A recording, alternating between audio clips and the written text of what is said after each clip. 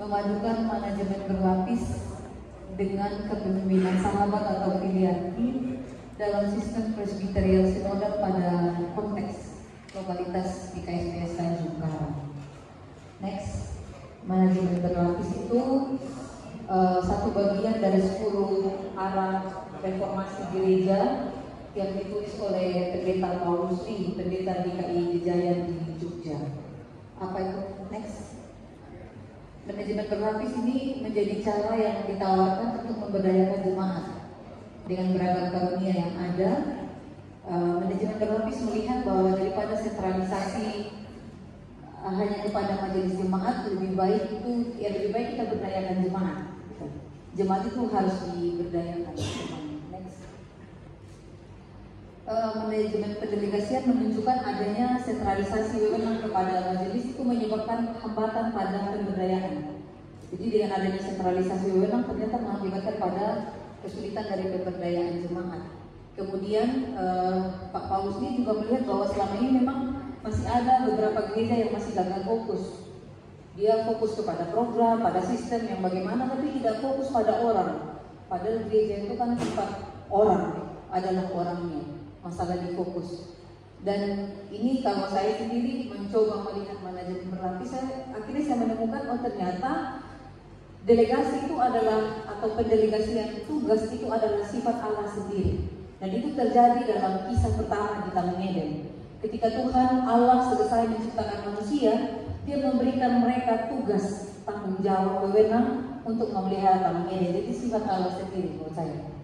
Kemudian mau nggak mau bicara kepemimpinan kok tidak terlepas dari yang namanya puasa. Tabu nggak sih gereja mau puasa? Dan ternyata itu ada dalam Alkitab. Dalam perjanjian lama itu di dalam PL tadi, bisa perjanjian lama di dalam kisah Adam dan Hawa, Tuhan bilang berpuasalah. Itu maknanya ngeri. Berpuasa yang dimaksud di situ kalau etimologinya itu injak-injak anggur sampai keluar, injak-injak buah anggur sampai keluar anggurnya. Jadi puasa yang kuat sekali gitu. Tapi Profesor kami Gedi bilang ia harus diseimbangkan dengan tanggung jawab. Lalu dalam perjanjian baru juga bicara puasa yang RA itu biasanya terjemahkan dengan kata kuasa. Misalnya ketika Yesus akan pergi, dia menjanjikan bahwa nanti ketika Roh Kudus turun kamu akan menerima kuasa. Kuasa itu diartikan dengan dunamis, itu bahasa Yunaninya, bahasa Indonesia bisa kemampuan. Next. Dalam manajemen berlapis, kalau berdasarkan teorinya Pak Paulus Lee, kira-kira seperti ini. Lapis pertama itu ada kebijakan strategis dan kebijakan dasar. Kalau dalam sistem presbyterial sinodal yang akan dilihat oleh jemaat FPJ, tapi sebenarnya dia membawa hasil dari MMJ, dia pelaksananya. Kemudian lapis kedua itu kebijakan operasional, itu mungkin kalau dalam konteks Tanjung Karang itu di komisi dan majelis pendamping ada di situ. Lapis ketiga itu ya seperti anggota di dalam komisi. Kemudian lapis keempat itu komisi punya timnya lagi di dalamnya, tim yang lebih spesifik. Nanti ada gambarnya. Next. Kemudian itu selesai dulu sampai di situ, kita masuk di kepemimpinan sahabat atau filial next. Nah ini yang ditemukan oleh Profesor Joas Adi Prasetya. Ada yang namanya kepemimpinan Tuhan, lalu kepemimpinan Tuhan itu dikritik dan akhirnya muncul yang namanya kepemimpinan hamba. Tapi sayangnya yang ditemukan di lapangan adalah banyak orang yang menyebut hamba Tuhan, tapi dia ngebosi, bos. Dia menempatkan diri sebagai bos. Jadi sampulnya hamba, tapi mentalnya mental bos begitu. Dan itu menjadi deviasi, perselingkuhan antara Tuhan dan hamba. Itu menurut Pak Joas Adi Prasetya, karena kita mengusulkan yang satu, yang baru. Next. Yang namanya tadi filiasi atau kepemimpinan sahabat. Daripada ngomong-ngomong hamba terus tapi gayanya ngebosi, mending sekalian aja jadi sahabat.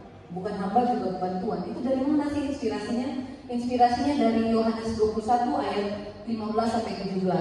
Sering kisah ini kalau seringkali di khotbah oleh pendeta ini kisah tentang ada ratu di dalam kasih, di mana agape lebih tinggi dari filia, lalu paling bawah eros dan seterusnya. Tapi kita dibantu, dan saya sendiri mahasiswa teologi juga ya, saya coba juga periksa betul dalam bahasa aslinya. Ternyata seperti ini percakapan Petrus dengan Yesus. Petrus, apakah kamu agape? Saya pilih ya Tuhan. Apakah kamu agape? Saya pilih ya Tuhan. Akhirnya Tuhan mengupdate itu istilahnya Pak Yoas. Petrus, apakah engkau filia kepadaku? Iya. aku filia Tuhan. Dan filia itu apa sih? Filia itu ada di dalam Yohanes 15 ayat 13. Tidak ada kasih yang lebih besar daripada kasih yang memberikan nyawa bagi sahabat-sahabatnya. Jadi kalau mau bicara hierarki antara kasih tanpa pamrih dan kasih yang memberikan nyawa, mana yang lebih besar? Tanpa pamrih atau memberikan nyawa menurut Bapak Ibu? Yang paling tinggi.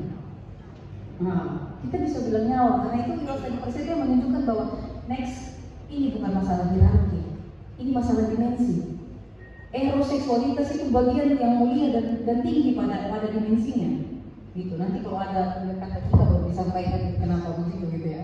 Paling dia kan tak grace nanti gitu. Jadi kasih itu berbicara tentang dimensi, bukan berbicara tentang filia. Filia bukan berbicara tentang hierarki. Filia pada tempatnya dia tinggi, agape, eros dan seterusnya seperti itu kira-kira. Tapi kenapa sih kita selalu tinggal dalam pemahaman yang seperti itu? Itu gara-gara Anders Nygren.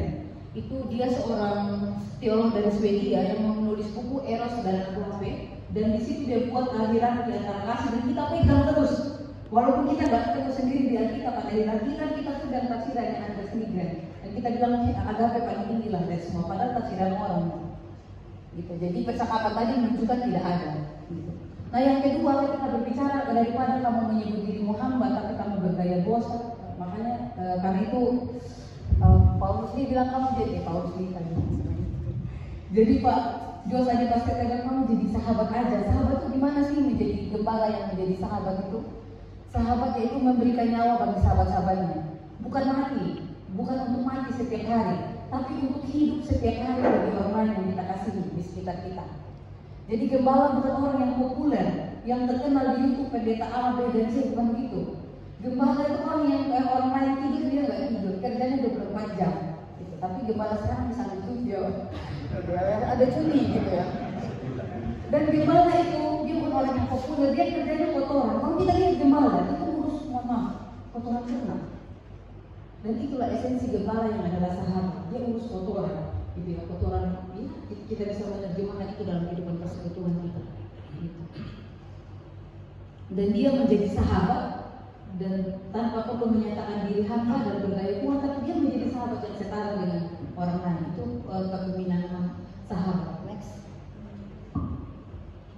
Ini saya coba mengawinkan antara tadi di awal manajemen berlapis dengan sistem presbyterian sinodal dengan hierarki dalam sistem presbyterian sinodal. Next. Ya. Kalau presbyterian sinodal itu mulai dari umum, orange sampai biru yang paling atas lah.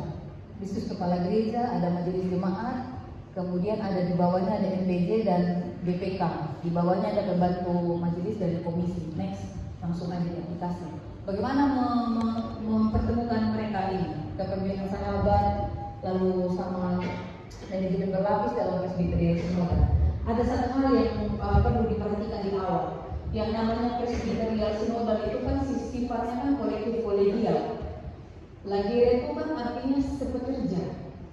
Sedangkan presbyterian sinodal sendiri juga menekankan pada fungsi. Kalau sudah bicara teman sepekerjaan, kalau sudah berbicara fungsi, itu berbicara kinerja, itu berbicara kerja.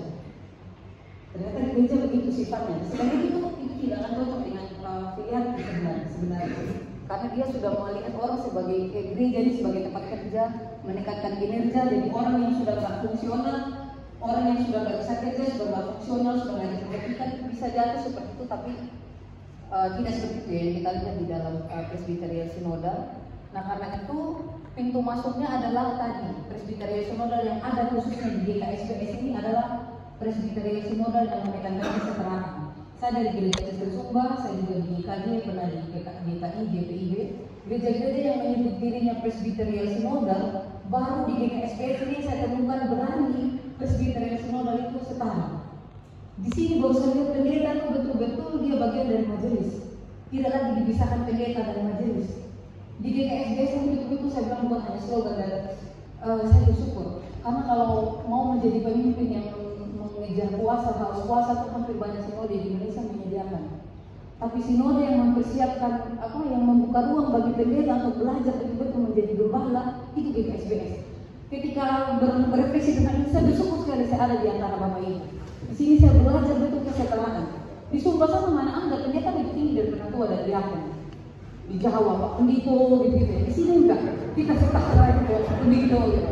Di sini saya senang sekali. Dan itu presbyterial sinodal yang seperti itu menjadi pintu masuk buat kepemimpinan sahabat. Makanya nanti kalau ditanya nanti majelis mau seperti apa, di atas atau di bawah, kita di samping.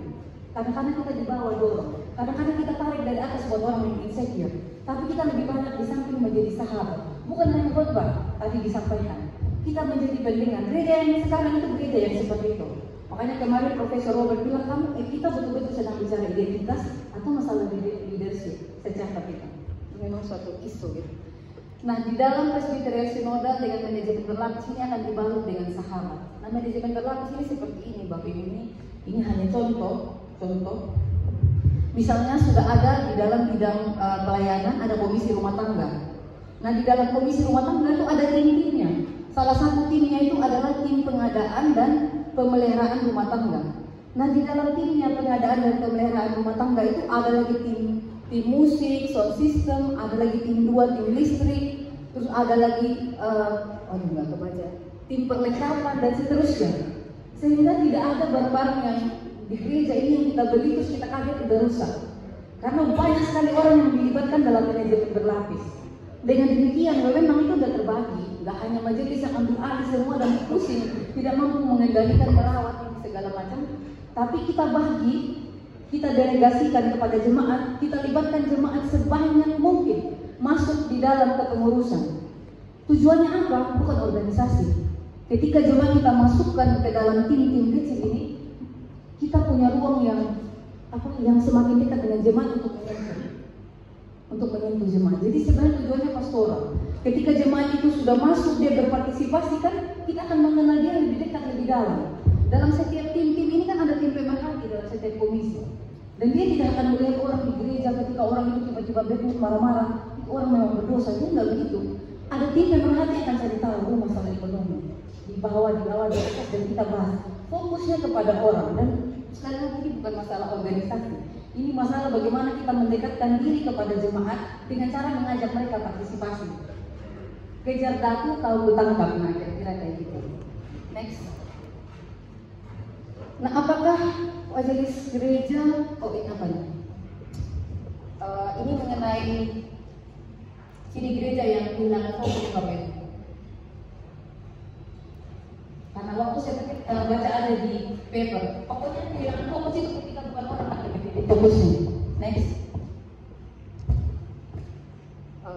Dan yang terakhir adalah ketika bicara manajemen atau mengenai manajemen berlapis tadi silakan. Hanya saya ingin menyelesaikan presentasi ini. Ketika berbicara tentang manajemen dan kepemimpinan, satu hal yang penting di sini bahwa dalam tata gereja kita, komandan di dalam gereja ini adalah presbiter. Ini presbyterial sinodal, yaitu penatua, diaken, dan pendeta. Jadi kalau saat ini kita sedang membahas manajemen dan kepemimpinan, itu bukan hanya bicara satu unsur, sedang berbicara 3 unsur yang ada di dalam kepemimpinan itu. Nah, ketika kalau Tuhan Yesus bertanya, kalau Tuhan Yesus mengatakan kamu bukan lagi hamba melainkan sahabat, apakah engkau setia kepadaku, gembalakanlah domba-dombaku, itu ungkapan untuk penatua, diaken, dan pendeta. Dan filiarki yang dimaksudkan tadi itu kita majelis, semua yang ada dalam majelis kita yang membangun spirit filiarki di dalam manajemen yang berfokus pada orang. Kita tetap mempertahankan presbyterial sinodal, tetap ada hierarkinya, tapi hierarki dibangun dengan spirit persahabatan. Itu Pak. Next. Oh ya, ini refleksi. Saya baca aja. Pendelegasian adalah alarm yang akan menolong umat Tuhan dalam perjalanan lincin delegasi yang setiap saat dapat membuatnya menjadi haus kuasa dan ingin menjadi sama seperti Allah yang Maha Kuasa. Keadaan ini menyatakan bahwa sebenarnya kekuasaan itu adalah kekuatan yang meneguhkan, tetapi sekaligus menunjukkan betapa rapuhnya manusia, seperti yang tergambar dalam akhir kisah delegasi pertama, yaitu Adam dan Hawa di Taman Eden. Terima kasih. Terima kasih.